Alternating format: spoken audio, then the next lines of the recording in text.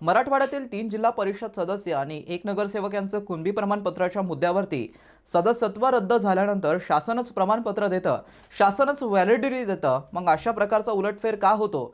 प्रमाणपत्र देताना निकषांची योग्य तपासणी केली जाते का, असा प्रश्न मराठा आरक्षणाचे याचिकाकर्ते विनोद पाटील यांनी उपस्थित केलाय। मराठवाड्यामध्ये 4 लोकप्रतिनिधींचं आज सदस्यत्व रद्द झालं। याचं कारण मराठा कुणबी प्रमाणपत्र।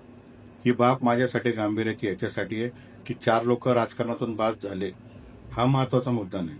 महत्वाचा मुद्दा की जे हजारो विद्यार्थी या प्रमाणपत्राच्या भरोश्यावर आपलं भविष्य घडवू इच्छितात, ऍडमिशन घेतलेलं आहे, अशा विद्यार्थ्यांचं काय? तेव्हा आता सर्वांना आपल्याला एकत्र येऊन चर्चा केली पाहिजे। आम्हाला चर्चा करावं लागेल, आत्मपरीक्षण करावं लागेल की फक्त सर्टिफिकेट घ्यायचे का, याचा उपयोग होईल का, याची व्हॅलिडिटी मिळेल का, याची अधिकची जबाबदारी राज्य सरकारची। खरं तर राज्य सरकारने पुढे येऊन याचं उत्तर दिलं पाहिजे। व्हॅलिडिटीची काय प्रक्रिया ते पूर्ण करणार आहेत, किती दिवसात ते व्हॅलिडिटी देणार आहे आणि व्हॅलिडिटीचे निकषानुसारच प्रमाणपत्र वाटप आहे का? मग याच्यामध्ये असं काय घडलं की प्रमाणपत्र देताना तुम्हाला आम्ही मराठा कुणबी मराठा जाणवला, परंतु व्हॅलिडिटी देताना जाणवलेला नाही।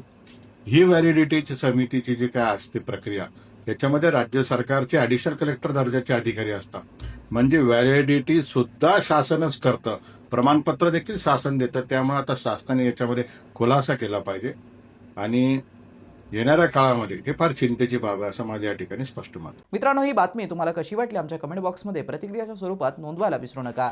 अशाच बातम्या बघण्यासाठी आणि अपडेट राहण्यासाठी आमच्या YouTube चॅनलला सबस्क्राईब करायला विसरू नका। धन्यवाद।